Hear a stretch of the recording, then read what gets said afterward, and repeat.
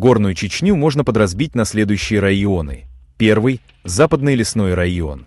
Сюда относятся старшинства Мериджоевское, Ашинское, Киевское, Галанчожское, Хайбахское, Янхароевское и общество Мериджей-Беремское. Плоскостная Чечня.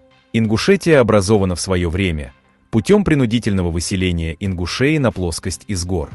Земли, используемые теперь ингушами, принадлежали раньше частью обществу карабулакам, выселенным в Турцию, частью же были куплены Лорисом Меликовым у кабардинских князей и отведены ингушам в земельные наделы.